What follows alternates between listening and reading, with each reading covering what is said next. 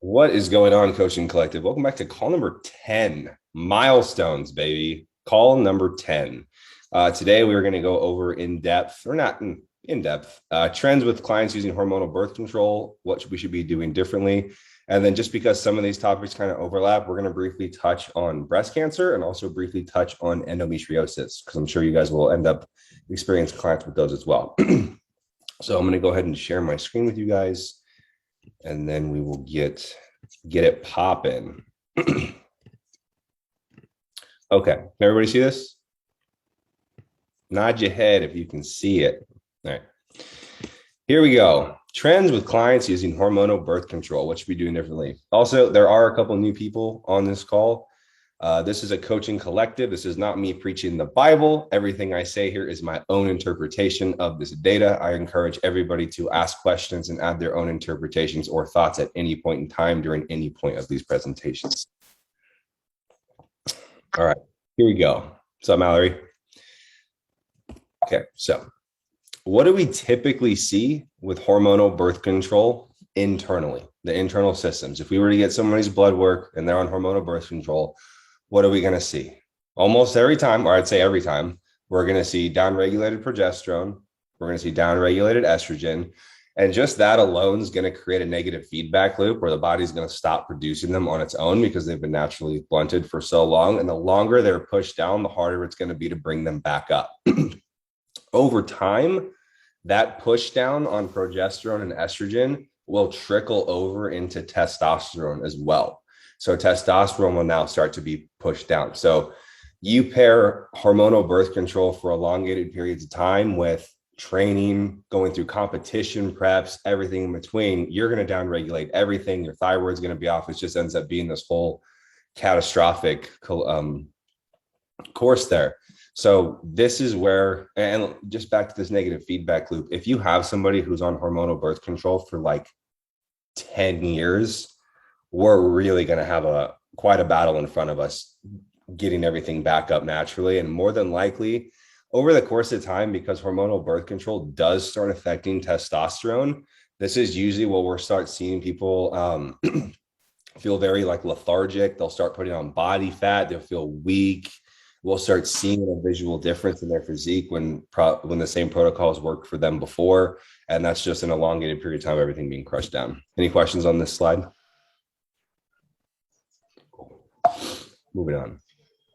How do we fix this? The honest truth, come off. That's pretty much the God honest truth. If we're not coming off of hormonal birth control, then everything else we're doing on top of that is purely just a band-aid for symptom management, in my opinion. To the best of my research and my knowledge that I have done on this, I have not found any evidence to not support this claim right here.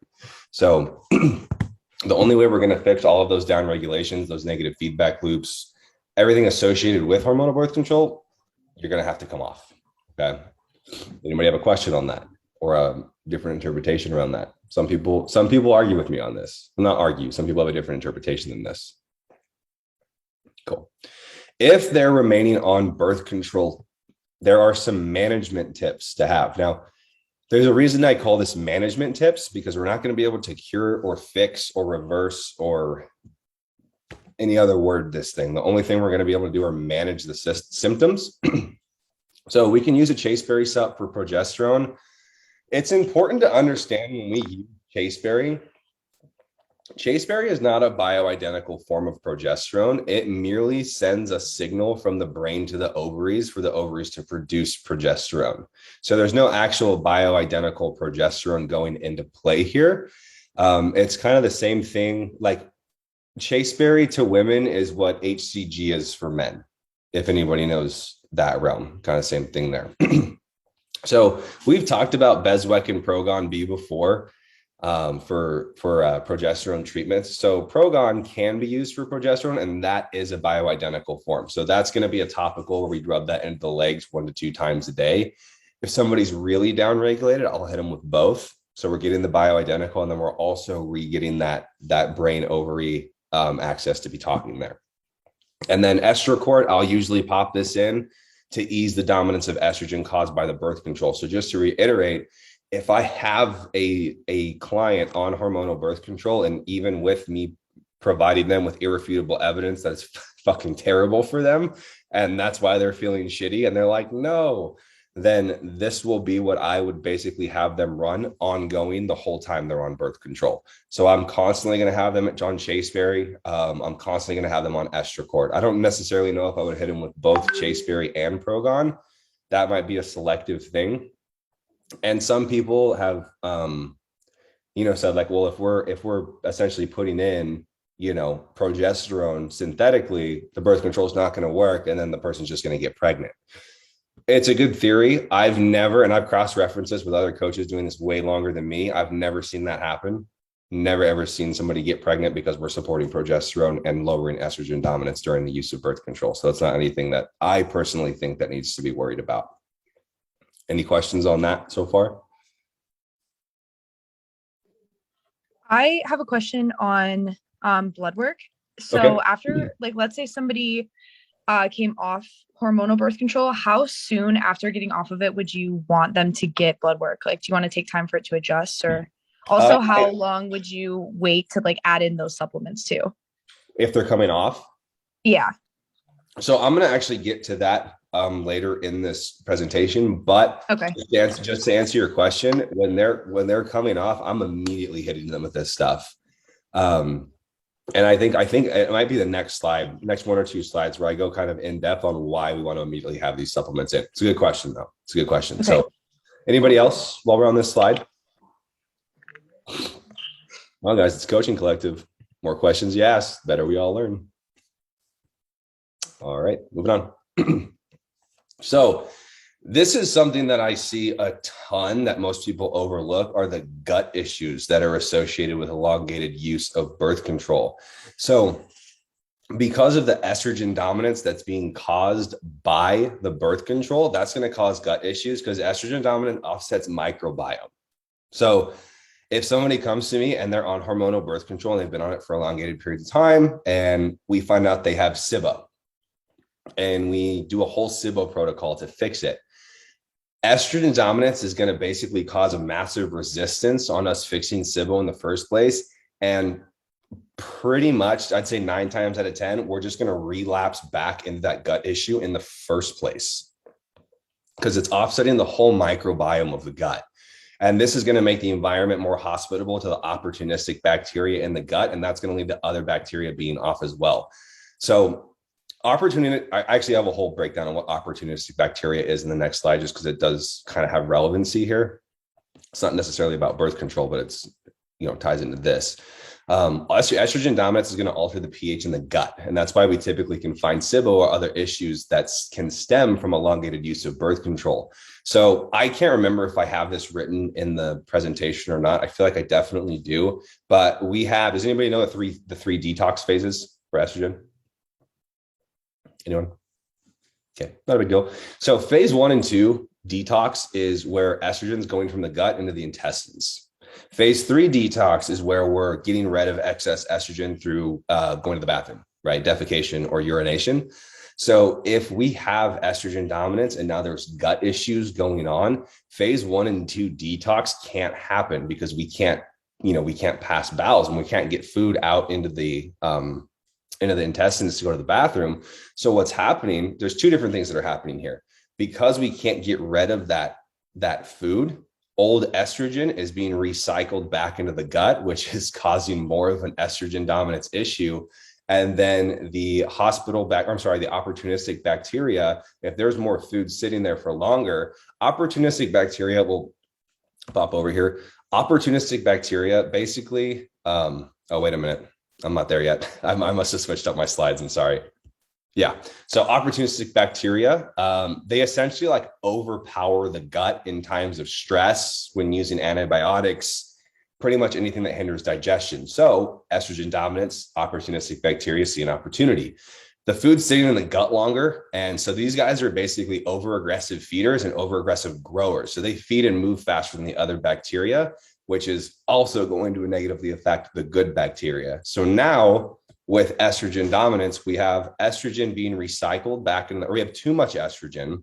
Your gut is off because the opportunistic bacteria is growing, the pH is off. You can't go to the bathroom. So that estrogen that's building up is getting recycled back into the gut and is causing more estrogen dominance, which is causing more gut issues. So it just becomes this cyclical wheel of just agony, really. Any questions on that? As kind of a bit of a tunnel there. Is there anything that somebody just kind of like needs a little bit more clarity on? Totally fine. I'm kind of talking fast in this one on accident. Does can you get dysbiosis as well from elongated use of birth control? Can you get what? Dysbiosis. I think that's how you pronounce it. Dysbiosis for what is that? For some reason, I'm not. It's another gut issue because one of my clients came to me with that. It's a gut issue, GI issue. 100%. But I thought it was SIBO, but it's not. It's 100%. I will say if she's on birth control for an elongated period of time, there's more than likely a causation with what's going on in her gut. Is she on hormonal birth control? No, she said she got off 3 years ago, but it's been an issue ever since. Oh, ever since she got off? Yeah. That's interesting. Has she gotten labs done? Yeah. She's going through she just went to an actual GI doctor and they're putting her on nystatin. Okay. I would say when it comes to something like that, pretty much the only way we're going to know for sure what's going on in somebody's gut is if we get a GI map done. And those are like $500. Like they're expensive tests, but that'll show us exactly what's going on in somebody's gut. If they have gut issues, it'll show you GI maps are super thorough. It'll show you multitude. Actually, you know what? I actually think I have one in my email right now that I can probably show you guys. You guys want to see that? It's a little side tip on this, but you guys want to just see what one looks like real quick? Give me 1 second. I think it would be helpful just to go off of this question. Am I still with everybody? Where'd you guys go? Okay, cool. So a bit of a, sorry, but that's really interesting that it's been an issue ever since she came off birth control. Very rarely do I see something like that happen. Are there any other symptoms that she's going off of, John? It's just she's had really bad gut issues for a long time. And she just now is going to a doctor for it. But she said it's like an overgrowth of yeast and bacteria, but that definitely sounds like SIBO. But you said it wasn't. Okay. Sorry, guys. This is taking me longer than I thought. Okay, here we go. Got it right here. So if I share this right here, so this is what a GI map looks like. Okay, so this is a stool analysis.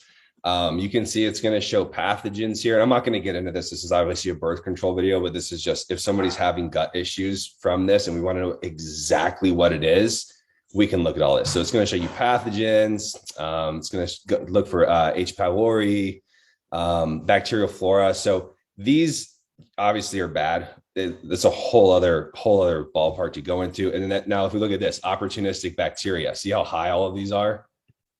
So we can see those opportunistic bacteria are triggered super high here. This individual on hormonal birth control for, over a decade here. And we see how all of these things are high. Fungi and yeast, it's going to show you viruses, parasites. So you can see that GI maps are really freaking thorough and they're really beneficial if we have to go like a deep dive look into somebody like that.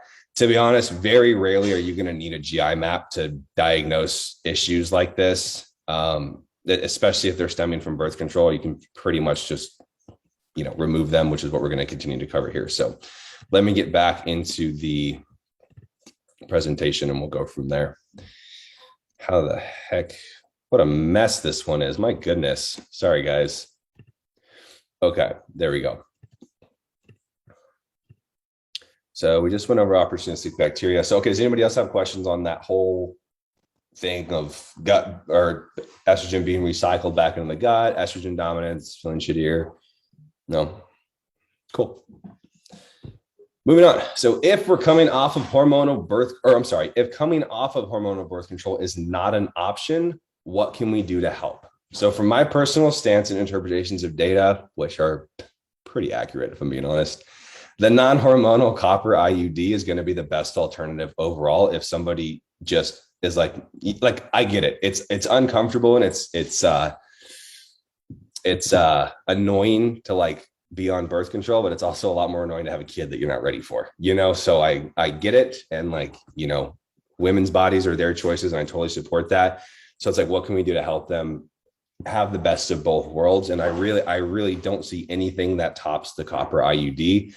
You may have a risk of copper poisoning. I've had this in one individual I've ever coached. I've had them run into a copper toxicity issue because their body was just like rejecting it. I want to say she got the bar in her arm. Actually, there was a copper bar, and like she started breaking out in hives, and like, you know, she was like drinking regularly. So we thought it was alcohol, and we kept it in there for like 4 weeks, and she just started feeling terrible. And then we were like, oh shit. So it's definitely something to keep in mind, but it's super rare. Once they remove it, I mean, that's all, that should die away.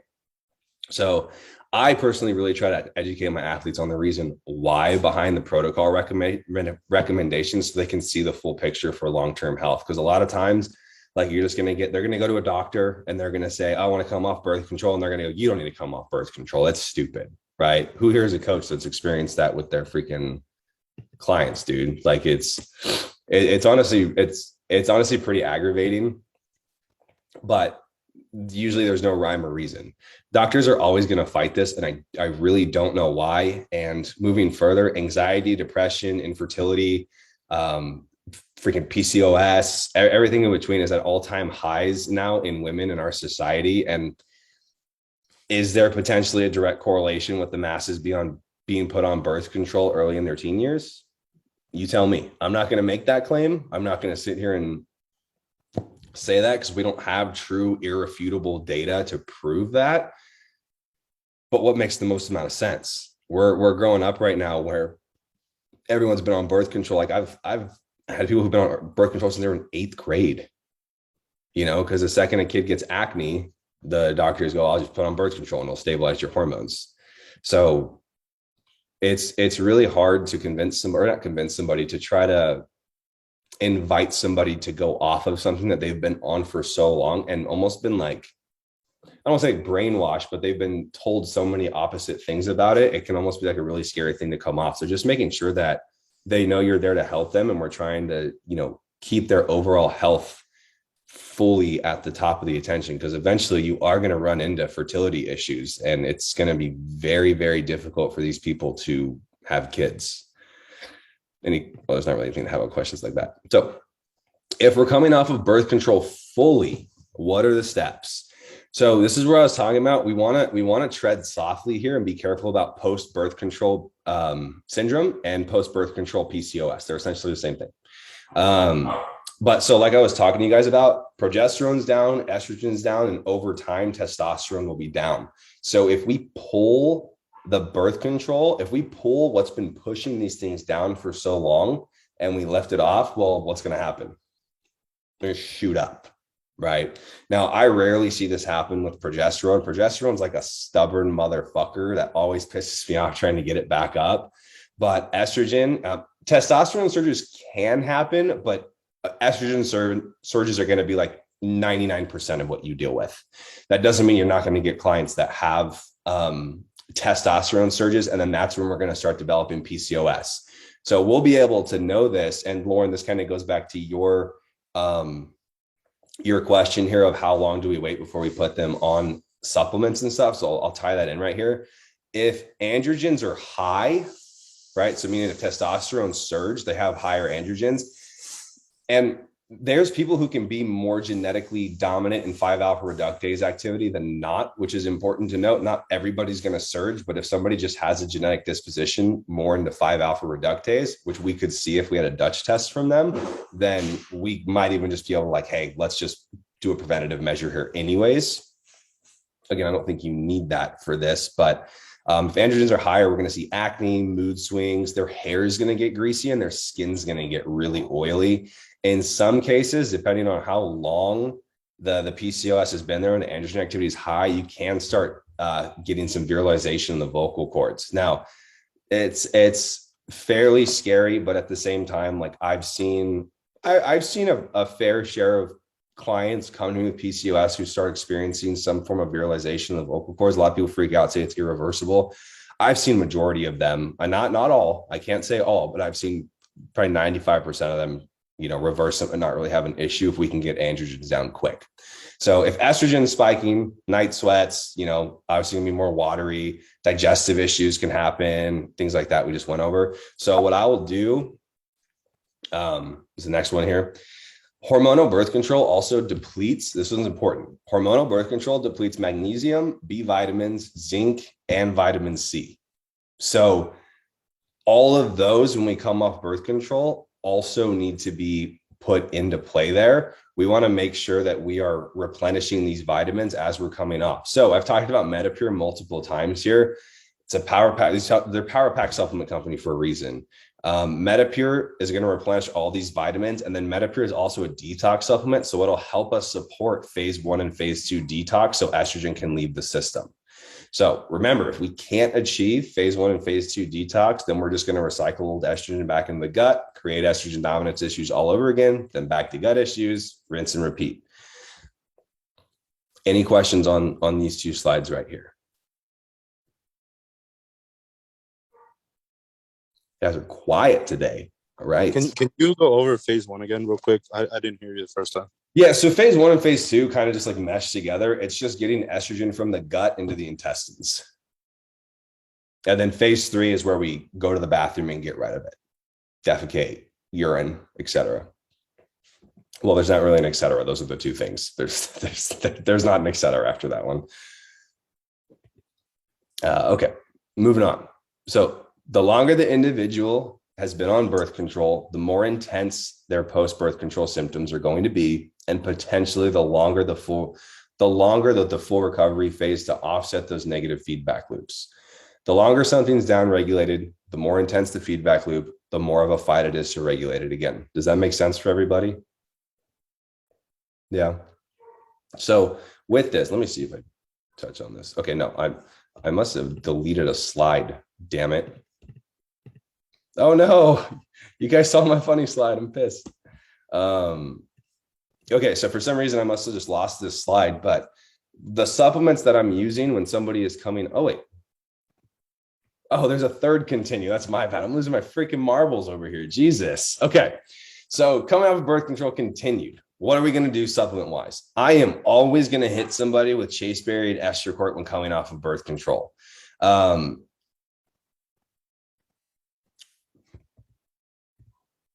a minute. I missed a slide. I did. Oh, that's why I've been so confused. I skipped ahead to this and then I missed this. I'm sorry, guys. We got to backtrack real quick. Fuck, what a terrible lesson this is. Christ. Okay, we gotta pull back here for a second. So this is after we talked about opportunistic bacteria. Okay, so generally, if somebody has SIBO, there's I think it's an enzyme. Now I can't even remember what it's classified as, but it's called beta glucuronidase. So I'm going to call it beta G, is high. If that's the case, you're reabsorbing estrogen and phase 3 detox is not happening. That's where we release estrogen through stool or urine. So high beta G essentially shows us an imbalanced intestinal microbiota profile, as well as higher circulating estrogens, and then lower excretions of it in the stool. Right. So obviously this is just a very scientific way to say if beta G is there and it's high, the microbiota is off, higher estrogen dominance, you're not getting rid of estrogen in the stool. Okay. We would be able to see this truly on a GI map, but this is all, we can kill 2 birds with 1 stone. And this is why I prefer estricort, because the main thing for estricort with the estrogen lowering is DIM, but there is another ingredient in there called dicalcium gluconate, which helps block beta G. So we kind of can hit 2 birds with 1 stone here if we're using estricort, because now we're blocking beta G from being able to be up in the first place. Does that make sense? Pretty straightforward. And then, like I said, again, I'll throw in Metapure to help with phase 1, phase 2 detox if I see SIBO on a GI map. There's other, there's instead of like going through a GI map with somebody, you could, there's like, what's the word I'm looking for? Like questionnaire sheets that are online that you can get from like credible doctors' offices and stuff, where they can like go through like a questionnaire, and then based off what their score is, you could like assume very strongly that they have SIBO. So you could do that instead of getting them a GI map. But like I said, more oftentimes than not, these issues are just going to come from the hormonal birth control, and that's usually the culprit that we have to focus on anyways. Are there any questions on this? And then we'll go back to all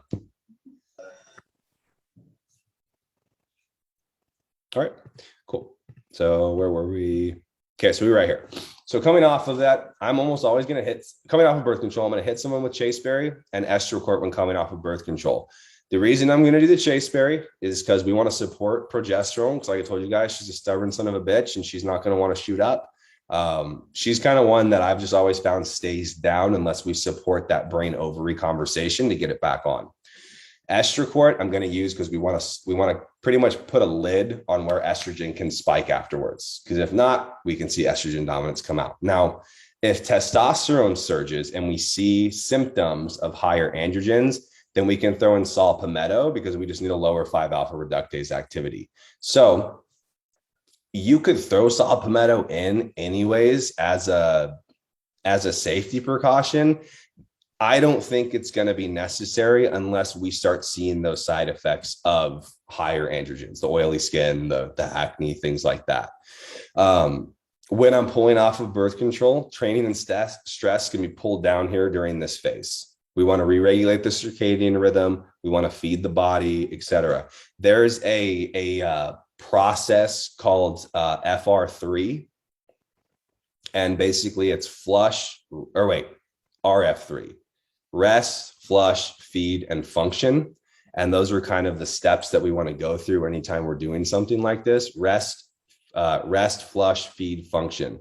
So basically what this means is we're going to rest the individual. Okay, we're going to flush them out. This is what we're talking about with the phase 1, phase 2 detox.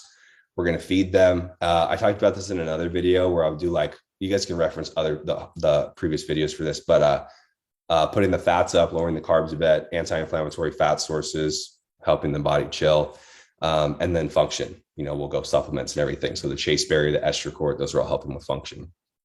So it's called RF3 to remember by. So I'll do labs redone 10 to 12 weeks post birth control removal to assess recovery. More often than not, if we do everything right, they should be pretty much damn near recovered by this time, if we're doing everything right. But my rule of thumb is the 3-period rule. So when we get 3 periods, 3 months in a row, after all this is done, I say we're good. If labs are good, we don't have to worry about anything anymore. Does that make sense? Anybody have questions on that? Or this slide?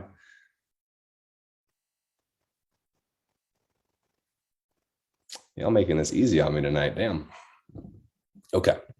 So we just talked about this. So I think it's also important to articulate to your clients, especially because, to be honest, I've had people who've been on birth control for a decade plus, and we come off and dude, they're a wreck. They're truly a fucking mess. And we get labs done 12 weeks and progesterone's still tanked.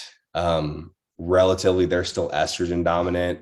And it gets really discouraging, but it's just important to have that realistic talk with them of dude, you've been on this for 10 years.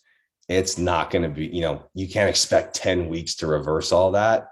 So it can be really annoying for an athlete to not train balls to the wall, all week for 3 months. Sometimes you have to, we talked about this in another video with progesterone. Very rarely do I see progesterone come back online if we're training hard. I'm pulling them down 2 days a week max. Some people, I'm having them not train at all for 3 to 4 weeks. It's really dependent on what I see in those labs. So breast cancer. And I think there's a possible correlation here, but you guys be the judge. Okay. Breast cancer is essentially driven by estrogen.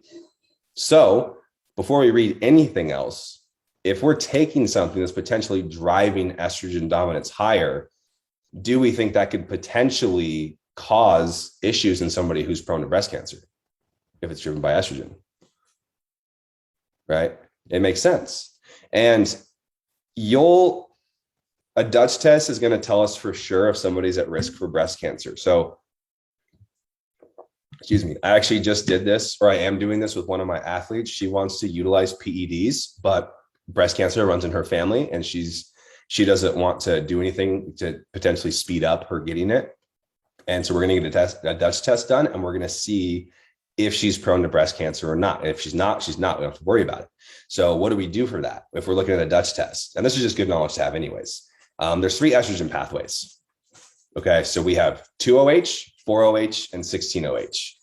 You know, 2OH is the normal pathway. That's the most dominant. That's usually where we see the highest percentage of estrogen flow. Breast cancer is 4OH pathway. So the range for this is 7 to 11% is normal. And if we see anything higher, I mean, I would argue 11 is like, you're still kind of like pushing it. But if I see anything higher than that percentage wise on a Dutch test, then I'm going to know that she's favoring 4OH and she's going to be more prone to breast cancer because that's the pathway. Does that make sense? Right? Breast cancer is 4OH, 2OH is normal. So if we get a Dutch test and I see an overflow of 4OH activity, then I know we have a cause for concern with breast cancer. Breast cancer runs in a lot more families than we think. Like it's a very, very, very common cancer. I'm not going to make any claims here. I strongly believe the reason it's so common is the amount of exposure that we have to elongated birth control. 100%. That makes the most amount of sense to me. I don't have the data. It makes the most amount of sense to me. So if we see that, we can supplement with DIM. DIM can actually shift 4OH and 16OH and make it more 2OH. So DIM's just honestly an incredible supplement in general. If I have somebody who's more prone to breast cancer, I'm going to probably have them just take 2 servings of Estracort for the rest of their life, and we don't have to worry about it. Like, honestly, God, they probably don't need to worry about it at all because it's shifting all of that estrogen to 2OH. So I already asked this question, but I'll ask it again because it's written. If birth control causes estrogen dominance, and then it causes gut issues, which further our estrogen dominance, and somebody potentially has a higher bias in 4OH, do we think birth control could possibly speed up breast cancer? What do you guys think? Yes. Mm-hmm. I agree. Does anybody not agree? Conversation? Does anybody not agree? You guys are no fun. Moving on. So honorable mention since we're here, endometriosis. Same thing here, driven by estrogen. If I have somebody who's having flare-ups of endo, I'm going to go in hard with Estracort here. I'll go up to 6 caps a day. And I'm going to use Metapure to improve phase 1, phase 2, get estrogen to the gut and to the liver. I'll do curcumin and I'll do an inositol. Both of these are great for inflammation fighters. I've had a couple clients who have endo, and loading them with Estracort, Metapure, curcumin, and inositol. I don't even see flare-ups with them. And I won't say it fixes it, but it definitely keeps that puppy caged in super tight here. And there's not really any like pain or discomfort or anything going on. Like it's not as debilitating as it is for some people when we can throw them on a method like this. So does that make sense? Anybody have questions on that? I just thought it was cool to throw in since it's also driven by estrogen. So kind of same question here. How much more common is endometriosis starting to become? Why do we think that is? Why wasn't endometriosis as aggressive, and why wasn't breast cancer as aggressive back before we started pumping birth control into all of our young women? I don't know. I'm not making claims. I'm just saying, I'm looking at the data. So furthermore, to finish this presentation, this is how people feel. This is how like the world makes women feel, that like if they come off birth control, they're going to get pregnant, they're going to die. I've had so many of my clients like shamed by their doctor for wanting to come off birth control, and like it just honestly, God, doesn't make a whole lot of sense to me. If anything, it just pisses me off because it's fucked up. But what do you guys think? Does anybody have any questions, interpretations, or anything about that whole presentation? Sorry, go ahead. I just had a question about Metapure. Is that something that you keep them on for like a long period of time, or do you have them like just go through like one type of it and then assess? Like, is that something they should do all the time, or? Yeah. So if I'm gonna do Metapure for like a post-birth control phase, once I get lab tests, if everything's good, I don't need it anymore. Okay. Yeah, so it's detoxification. Once we help the liver and the kidneys with the detoxification, they'll run on their own. Your liver and your kidneys, those are the detoxes of your body, but when we're doing all this other shit, they need some help sometimes. So I'll just run it until I get labs done. If everything's good, don't need it. Okay. Doesn't taste great. So people don't like to be on it for a long period of time. Does not taste great. What were you gonna say, Mal? I was just gonna agree with you. I don't understand why doctors push birth control so hard. I came off of it 3 years ago, and anytime I go to the doctor for just a normal well check, they'll be like, "Are you on birth control? No. Are you trying to start a family? No. Well, then maybe you should just be on birth control." And I'm like, "Oh, I finally got my hormones fixed after 3 years. I'm not getting back on it." Yeah, and I don't know. There's all those people that are like, "Oh, it's population control and shit," which kind of makes sense, but also nah, dude. Angela just wrote in here, "I'm the oldest of three, and my two younger sisters have just been diagnosed with endo, and the doctors claim they had it forever, and the birth control is helping them and need to be on it because of the endo." So endo could help stunt endo because of because it's pushing down the estrogen and the progesterone. So there are reasons why that can be claimed, but again, if we can help the whole system and we can take herbal, more natural route to help reduce and calm down the endo flare-ups, why would we not do that? I think birth control is just a very, very lazy band-aid for a substantial amount of issues that just ends up making them significantly bigger issues. So, yeah, anybody else have any questions or anything? I have a question. Sorry, go ahead. Raising your hand. Would you suggest Estrocort for people with PCOS as well? It depends on where their estrogen is. Okay. Because if somebody's estrogen's normal range, I don't need something that's going to cap it. If I look at their progesterone and estrogen and they're relatively estrogen dominant, but that, actually I shouldn't say that because that can also be skewed. If their progesterone's a 0.1 and their estrogen's a 30, they're still going to be estrogen dominant, but their estrogen's also not high. Their progesterone's just downregulated and their estrogen's also downregulated. You see what I'm saying? So if their progesterone's a 0.1 and their estrogen's a 150, okay, let's throw Estrocort in there. Let's get that back down a little bit as we support the progesterone. Okay. Yeah. So I'm not using Estrocort much unless I'm trying to not necessarily drop estrogen, but control it, put a lid on it type deal. In theory, for competition prep clients, I prefer Nolvadex. It's a harsher pull down of estrogen to dry them out and stuff if I need to. Theoretically, you could pop 8 caps of Estrocort and get that shit pulled down as well. But that's, I'll typically do Nolvadex. Depending on how long I do Nolvadex, I'll throw Estrocort in after that because you're down regulating it and then it can potentially spike up. But it depends on how long I've been doing something like that that's pulling down estrogen, just like birth control. Any more questions? Comments? Yeah, question. So you were saying, so the chasteberry, is that to help produce more progesterone? The chasteberry is basically a signal. It's causing the brain and the ovaries to talk. It's telling the brain is sending a signal to the ovaries to produce progesterone. It's just like when guys use HCG for the brain and the gonad to talk to produce more testosterone naturally.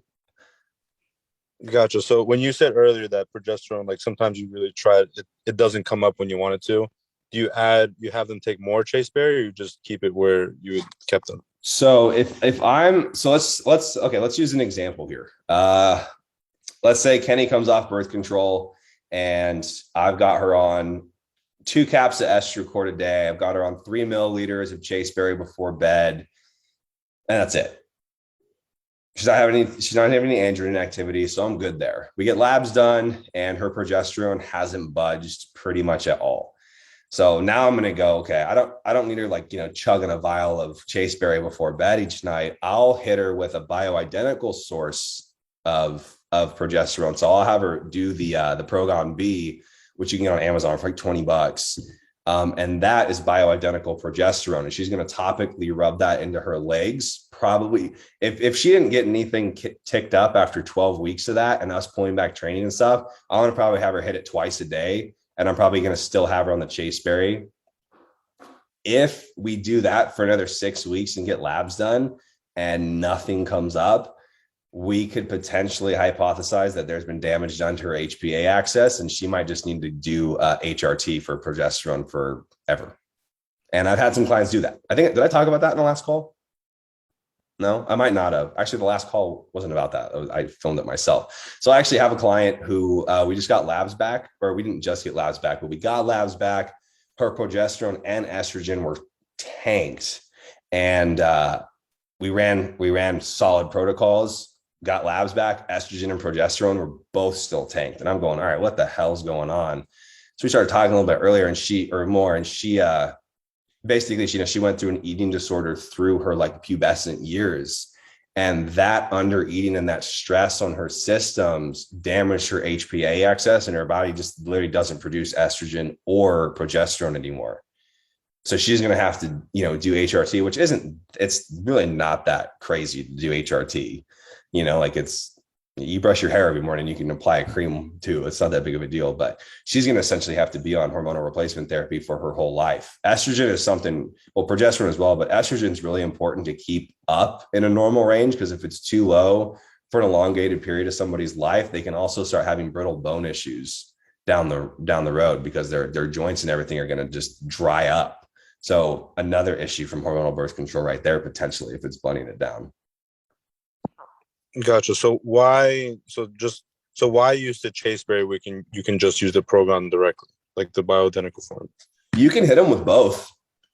So a lot of times chasteberry is more than enough. It just really depends. So the Progon a little stronger. The Progon's bioidentical. The Progon is actual progesterone that's going to be absorbed through the skin. The chasteberry is just telling the brain to tell the ovaries, hey, start producing this. So if there's some sort of blockage in that axis there, then we can hit them with the bioidentical. You can hit them both at once. It's not gonna do anything. Like you're not gonna harm them by having them hit both at once. It's just if I can knock it out with just the chasteberry, that's all we need. I'll say it works more oftentimes than it doesn't. I'll say me using Progon is like, oh shit, like this motherfucker really wants to fight me, Gotcha. So is it kind of like the Progon is kind of like men using testosterone, and the HCG is the chasteberry? Yeah, you could see it. Yeah, you could do it that way. It's a good comparison. Gotcha. I mean, you're not putting the progesterone in your ass with a needle though, but pretty much the same thing. All right. You could. I mean, you could. I don't know what happened, but you could. Anybody else have any questions or comments or interpretations of the data? Cool. You guys are dope. Since we're here, if you're not in the freaking Slack channel, dudes, get in the Slack channel and use the Slack channel. You guys, this is quite literally a free resource for us to touch on anything throughout the entire week. A client has an issue, put it in there. We can all solve it together. There's a bunch of different channels. There's a channel in there for call topics that you guys want to, Chelsea, the Slack is literally not confusing at all. You literally click on the channel that you want to write in, and then you type in it, and that's it. That's all it is. It's like texting. But there is a Slack channel in there for call topics, and I would really appreciate it if you guys would just think of some topics that you guys want to learn more about and put them in there, so that I can tailor this a little bit more for your guys' experience. So, yeah. Oh, I'm still recording. Thanks, guys. This was call 10. Catch you in the next one.